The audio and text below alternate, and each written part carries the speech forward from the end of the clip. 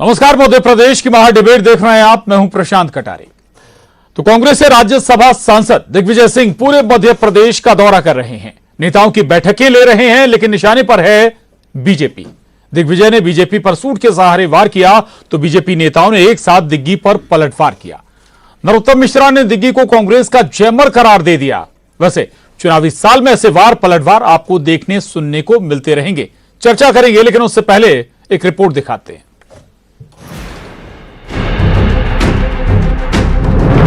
राज्यसभा सांसद और कांग्रेस के वरिष्ठ नेता दिग्विजय सिंह कहते हैं कि बीजेपी में मुख्यमंत्री की कुर्सी पर बैठने के लिए लंबी लाइन लगी है। बीजेपी के कई नेताओं का नाम लेने के साथ उनके सूट सिलवा लेने तक का दावा वो करते हैं। वहीं दिग्विजय सिंह ये भी कहते हैं कि मध्य प्रदेश की मुख्यमंत्री की शपथ तो कमलनाथ ही लेंगे।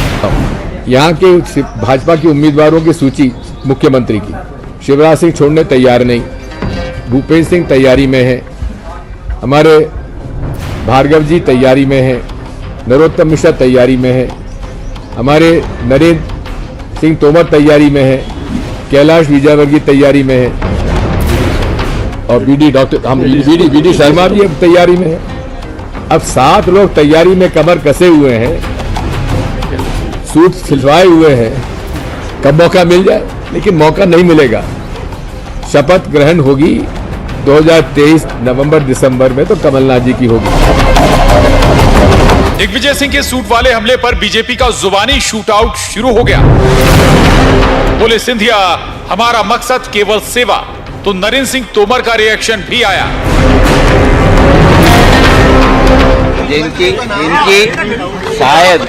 शायद जिनकी मन में इतनी आशा है उस पद ग्रहण करने के लिए, शायद वही ये वक्तव्य दे रहे हैं। मैं तो कभी किसी लाइन में रहा नहीं हूँ, ना आगे रहूँगा, और मेरा तो सिर्फ सीधा एक दृष्टिकोण है, पार्टी का कार्यकर्ता हूँ, पार्टी जो काम दे उसको अच्छे से करो।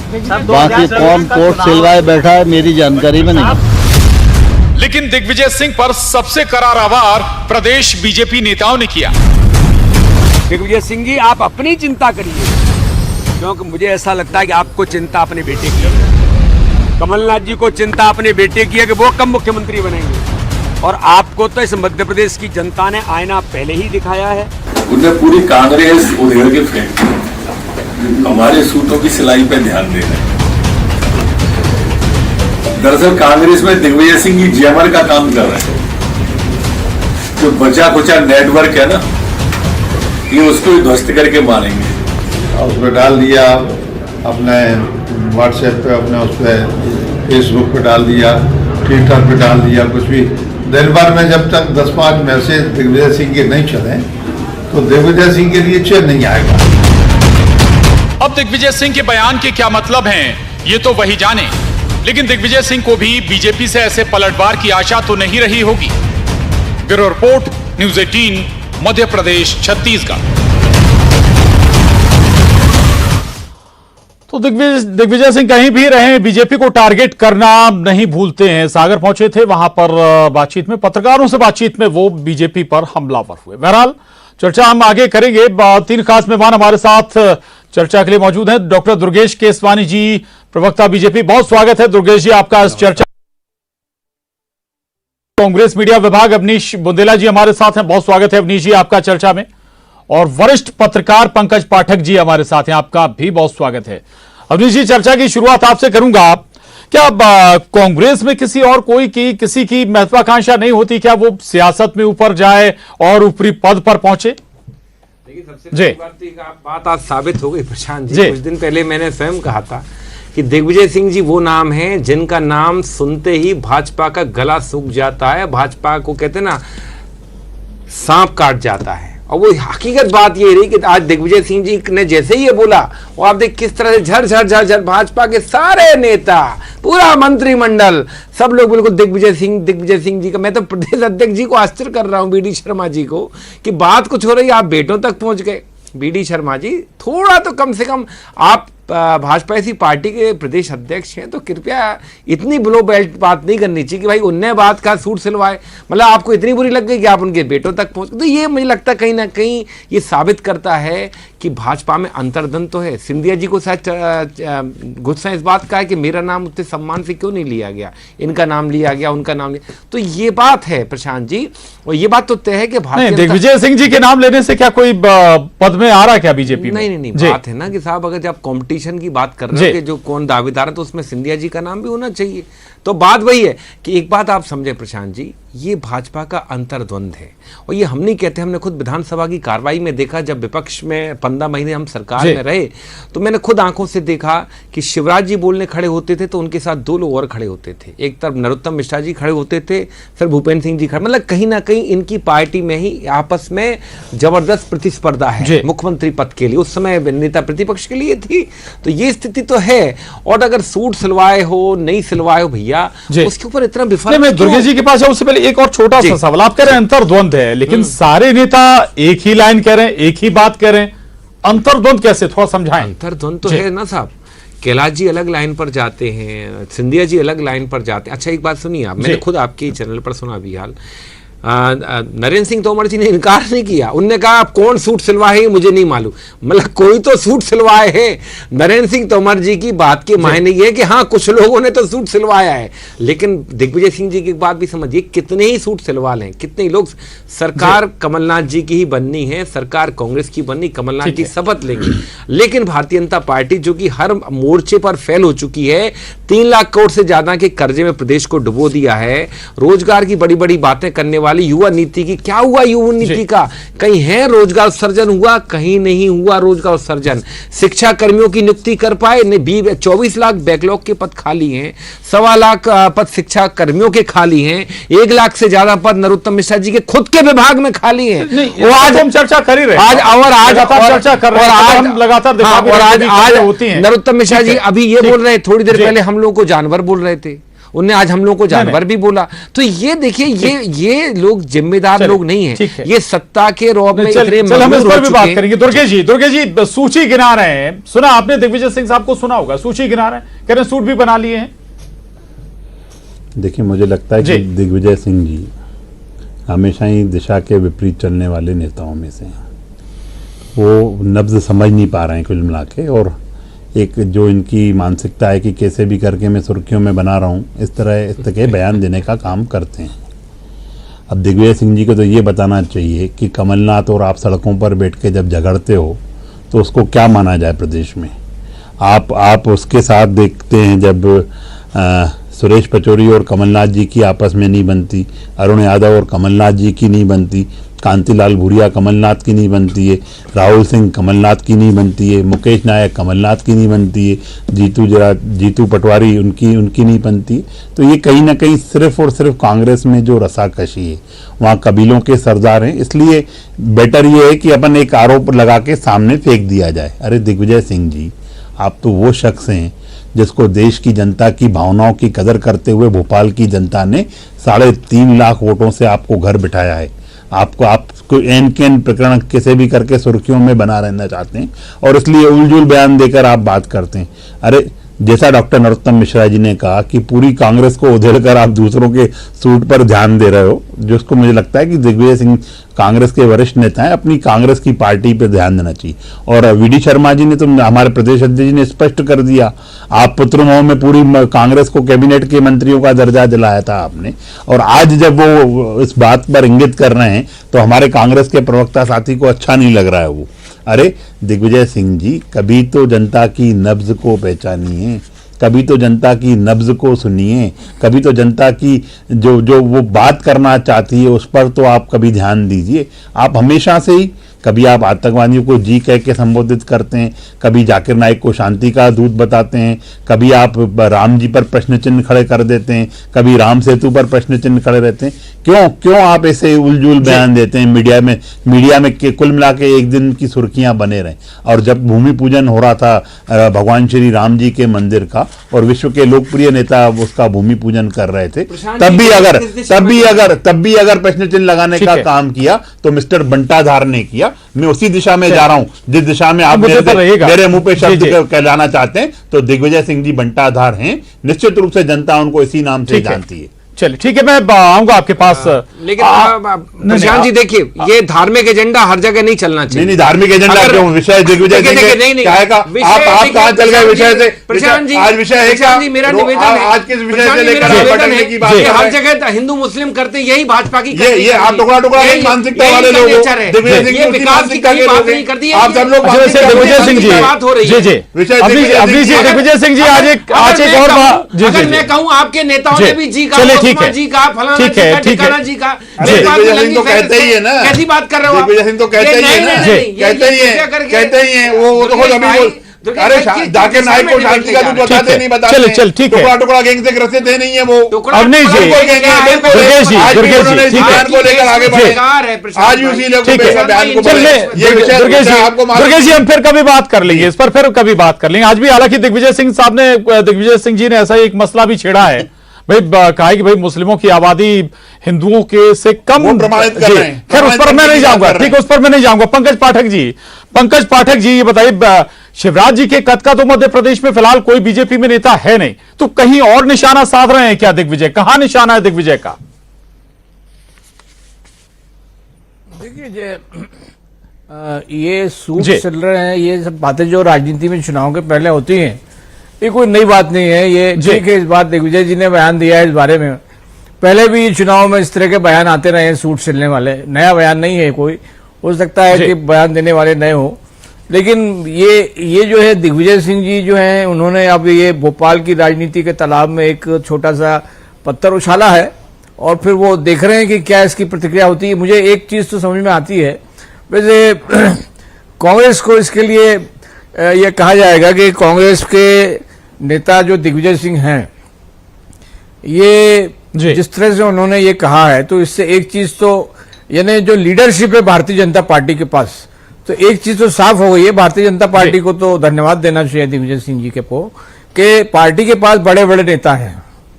इतने नेताओं के उन्होंने नाम बताए। जब शिवराज सिंह जी चौहान मुख्यमंत्री बने थे तो अखबारों में 7-8 नेताओं के फोटो छपे थे। आप उठा के देख लीजिए अखबार कि आज इनका नेता पद के लिए चयन हो रहा है शिवराज जी का, और अखबार में 7 नेताओं के नाम हैं जिसमें शिवराज जी का नाम भी है। तो ये तो भारतीय जनता पार्टी के लिए बहुत बड़ी खुशफहमी है कि मुख्यमंत्री के लिए उनके पास विकल्पों की कोई कमी नहीं है, ये अच्छी बात है। लेकिन अब दिग्विजय सिंह जी जब ये कह रहे हैं कि उनके एक पार्टी में कमलनाथ के अलावा कोई नाम नहीं है, तो अब ये बात किसके पक्ष में जाती है? ये भारतीय जनता पार्टी के लोगों को सोचना चाहिए कि कांग्रेस के अंदर अगर एक ही नाम है तो कांग्रेस के अंदर क्या और कोई दूसरा नाम नहीं है? देखिए इससे ये जो पानी फेंका गया है कांग्रेस के अंदर भी, इससे क्या दूसरे विरोधाभास पैदा नहीं हो सकते कांग्रेस के अंदर? जो कांग्रेस के अंदर मैं सोचता हूं कि क्या ओबीसी का कोई नेता नहीं है, क्या आदिवासियों का कोई नेता नहीं है, क्या कोई दलितों का नेता नहीं है, क्या कोई ब्राह्मणों का नेता नहीं है, तो ये क्या कोई ठाकुरों का नेता नहीं है? तो विधायक तो काफी चुन के आए कांग्रेस के भी, और अब तो जब राहुल गांधी नेतृत्व कर रहे हैं कांग्रेस का, प्रखर आंतरिक से भले वो पीछे से रिमोट कई 2-3 रिमोट चल रहे हैं पीछे से, तो क्या आप देखिए ना, कोई भी कहीं से उनको कोई पसंद आता है चेहरा, ये आप बताइए ना, पांचूलाल मीणा अचानक कैसे प्रकट हो गए थे? आखिरकार उनका चयन तो राहुल गांधी ने ही किया था। तो जो नए नए ऐसे चेहरे आए हैं, पटवारी जी कैसे एकाएक प्रकट हो गए थे, या अपने जो शुजालपुर वाले हैं हमारे चौधरी जी, वो अचानक कहां से? ये जो नौजवानों की जो खेप आई है कांग्रेस के अंदर, तो ये जो नए चेहरे आए हैं, तो कहने का मतलब ये है कि नए चेहरों में भी महत्वाकांक्षाएं जाग सकती हैं। ऐसा नहीं है, क्योंकि भारतीय जनता पार्टी ने भी अन्य प्रयोग किए हैं। जब मुख्यमंत्रियों का चयन हुआ, आप कोई कल्पना कर सकता था कि योगी जी दूसरे दिन शपथ लेंगे? जी बिल्कुल ठीक बात है, बड़ा सवाल आपने उठाया। अवनीश जी, ये क्या दिग्विजय ये कह रहे हैं कि भाई ये सब हमारे पास कमलनाथ जी के सिवा कोई चेहरा है ही नहीं? देखिए हमारे जी। पास कितने चेहरे हैं जी। पंकज जी खुद गिना चुके हैं, लेकिन वर्तमान की स्थिति ये है जी। कि हम सब कमलनाथ जी के नेतृत्व में चुनाव लड़ रहे हैं और हम सब कमलनाथ जी का नेतृत्व स्वीकार किया। मुख्यमंत्री कमलनाथ जी होंगे, हमारा चेहरा सिर्फ एक है, कमलनाथ जी। और एक सबसे बड़ी बात यह है कि अभी मैं सुन रहा था मेरे मित्र आदरणीय दुर्गेश जी को, ये बड़ी आश्चर्य की बात है, आप सबका गिना रहे हो कि पचौरी जी की उनकी नहीं बनती, मुकेश नायक की उनकी नहीं बनती, और भैया हमारे तो, लेकिन जिसके आप जन के नाम गिना सभी जिम्मेदार, सबके पास जिम्मेदारी है। अरुण यादव जी के पास अलग जिम्मेदारी है, आप अगर मुकेश नायक जी की कहें तो भोपाल के प्रभारी हैं, आप सुरेश पचौरी जी की कहें तो उनके पास जिम्मेदारी है, अजय सिंह जी की कहें तो भाई वो आरोप पद समिति के प्रमुख हैं। तो आप कह रहे हम ये पूछते हैं कि उमा भारती जी की शिवराज जी से क्यों नहीं बनती? मतलब वो डंडा लेके लठ लेके पत्थर चला रही हूं, बता दें उनकी क्यों, वो तो पूर्व मुख्यमंत्री हैं, उनको वनवास क्यों दे रखा है? बरसाने वाली तस्वीर भूल गए शायद ये छोड़े, आपने ये नहीं देखा कि उमा जी ने पुष्पों से स्वागत किया दुर्गेश भाई, मैं आपको धैर्यता से मैं भी सुन रहा हूँ, मैं पर आप ऐसी बातें कृपया कर उमा भारती जी, उमा भारती जी के उमा भारती जी के मन में, उमा भारती जी के मन में कितना आक्रोश है कोई आक्रोश नहीं है, वो ये आक्रोश आप कहां से दिख रहा है? हमने देखा है। अच्छा, एक बात बताएं, एक कैलाश विजयवर्गीय आते हैं, अभी 4 दिन पहले बोलते हैं कि लड़कियों में से लगता है चांटे मार दूं, तो ये कहां से आते हैं? क्यों? अरे नहीं, विषय बहुत से हैं प्रशांत जी, विषय से भटक नहीं है, चर्चा कर चुके हैं अपनी उस पर। तो मुझे एक बताएं, क्या अवनीश जी, दुर्गेश जी थे उस चर्चा में? कैलाश जी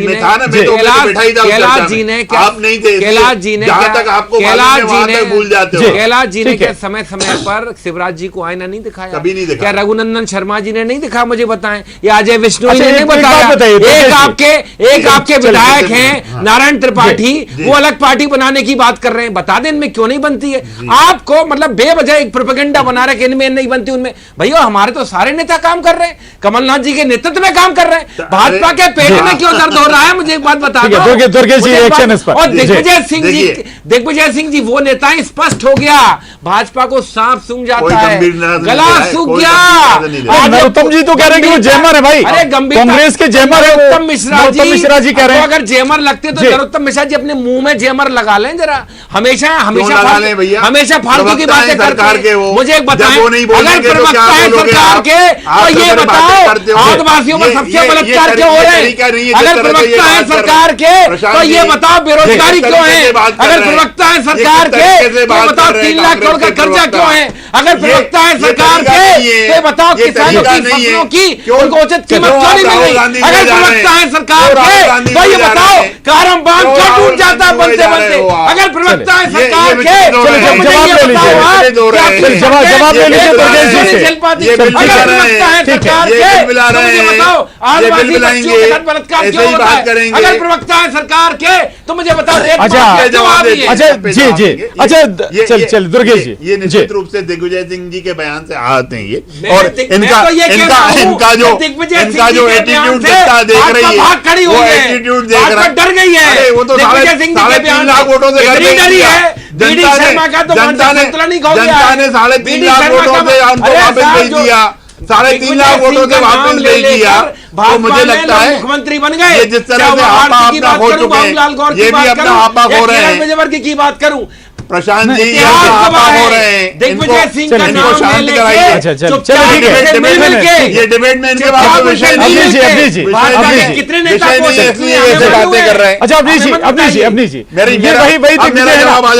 जी सुन तो लीजिए वही दिग्विजय सिंह ना जो कहते हैं कि अगर मैं जनता के बीच जाऊंगा तो कांग्रेस के वोट कट जाएंगे। कभी बदले की राजनीति नहीं की, भूपेंद्र सिंह जी से भी पूछ लो कि उनकी कितनी मदद की, कभी बदले की राजनीति नहीं की, वही दिग्विजय सिंह है। प्रशांत जी इनको चुप कराइए। दुर्गेश जी सुन लीजिए अपनी चीज सुनिएगा। मैंने एक बार आपका सुना है, आपने मेरा सुना, अब आप नहीं थे चुप तो मैं भी नहीं रह पाऊंगा। सुन लीजिए अपनी चीज सुन लीजिए प्रशांत जी मैं कैसे चुप रहा हूँ? इन्हें तो मुझे सुना ही नहीं। आप इधर उधर की बातें कर रहे थे, आप विषय पे नहीं कर पाए, विषय से नहीं कर पाए बातें। ये विषय पे नहीं कर पाए भाई मुझे बातें, बताओ। इधर उधर भटक गए डिबेट से। तो मुझे लगता है कि देखिए, जनता समझती है, नहीं, ठीक जनता समझती है भाई, कौन अवनीश नहीं? जी, देखो, जनता भाई, समझती क्या है। मुद्दों पर अगर आप ऐसे बातें आप कह करोगे, रहे हैं। विचलित आप होंगे, तो बताएं। बिल बिलाएंगे, ये बताएं। जनता इसको अच्छा नरेंद्र नहीं सिंह तोमर मानती ने है, स्पष्ट किया कि जनता हाँ, नहीं सूप खिला मानती रखा। है इसको कौन अच्छा। वो नेता है जो सूप उन्होंने खिला के स्पष्ट रखे? कर दिया कि मैं इस नरेंद्र रेस सिंह तोमर ने में स्पष्ट पहले किया भी कि नहीं हाँ, था, किसने अभी भी सूप नहीं। खिलाया मुझे आप क्यों, कांग्रेस क्यों इस दिशा में बढ़ रही है मेरे भैया? आप तो मुझे बता दो। आप अपनी कांग्रेस पे ध्यान भाजपा- क्यों नहीं दे पा रहे हो? भाजपा रोजगार आप की बात दूसरों क्यों के नहीं सूट के करती? भाजपा कलरों की रोजगार बात की कर रहे हो बात क्यों बैठ नहीं के, करती है? तो जनता भाजपा इसको अच्छा किसानों नहीं की मानती। बात क्यों नहीं करती? अरे हम तो करते हैं, भाजपा उनके लिए महंगे काम डीजल करते पेट्रोल हैं। की बात क्यों नहीं करती है? मुझे बताएं। हमारी इसका पार्टी जवाब का दें। उद्देश्य भाजपा- जनता की सेवा अगर है। हिम्मत है, आप जैसे कमलनाथ जी ने चिल्ला-चोट घोषणा करना, की है, ट्विटर पे हम बात करना, 500 रुपए में फेसबुक पर सिलेंडर बात देंगे। करना, ये नहीं आप कहना में है। हिम्मत घोषणा ये करिए। सब है। हम पेंशन और जैसे- हमारे जैसे 2 राज्य मुख्यमंत्री पेंशन कमलनाथ बहाल कर बनेंगे, चुके हैं। वो बोलेंगे आप में बजट है नहीं हिम्मत बना पेंशन जाऊंगा। बहाली की। चलिए ठीक है, ठीक है। मेरे पास बजट नहीं, जैसे ही मुझे बताएं, मुख्यमंत्री पेंशन बनेंगे, दुर्गेश जी, बहाली अवनीश की जी, मदद करिए। दुर्गेश जी, अवनीश जी, पंकज जी भी हैं हमारे साथ। पंकज जी, दो बातें। एक तो क्या ये इससे स्पष्ट नहीं हो रहा कि भाई दिग्विजय और कमलनाथ भर की पार्टी है कांग्रेस मध्य प्रदेश में। दूसरा ये कि भाई खेमेबाजी क्या एस्टेब्लिश करने की कोशिश कर रहे थे क्या मध्य एमपी बीजेपी में दिग्विजय? देखिए, मुझे ऐसा लगता है कांग्रेस के अंदर कि अजय सिंह तो जैसे पार्टी के अंदर है ही नहीं। भाई, आपके पास एक अजय सिंह जैसे भी लीडर हैं, ठाकुर नेता हैं, और राजनीति में जो जातिवाद है ये एक बहुत महत्वपूर्ण फैक्टर है, इसे इंकार नहीं किया जा सकता भारतीय राजनीति में। ये अभी समाप्त नहीं हुआ और होगा भी नहीं और आगे बढ़ेगा। तो उनको फ्रंट लाइन में क्यों नहीं लाते हैं? दिग्विजय सिंह भी ठाकुर है, ध्यान अब रखें। पत्रकारों को भी टोकने लग गए यार भैया, अब पत्रकारों को भी टोकने लग गए आप तो। कि दिग्विजय सिंह भी ठाकुर है, पंकज जी प्रशांत जी निवेदन के किस साथ तरह की सुन डिबेट लीजिए। करा रहे सुन लीजिए, मैं हैं? ये आ रहा हूं। कैसे अवनीश जी, पत्रकारों सुन को भी लीजिए, इंटरप्ट सुन कर रहे लीजिए। हैं? अब देखिए, पत्रकारों को भी इंटरप्ट कर रहे दे रहा हैं। ये गलत प्रैक्टिस है कांग्रेस अब ऐसा है, की, गलत प्रैक्टिस है कांग्रेस की, दिग्विजय सिंह जी भी ये बिल्कुल ठाकुर गलत है। प्रैक्टिस है सुन लीजिए, कांग्रेस सुन लीजिए, सिंह प्लीज। ठाकुर है। अच्छा, खामोश हो जाइए, खामोश। बुंदेला जी, बुंदेला जी, वो स्थिति नहीं आई है कि मुझे पता है, मुझे मालूम है ना?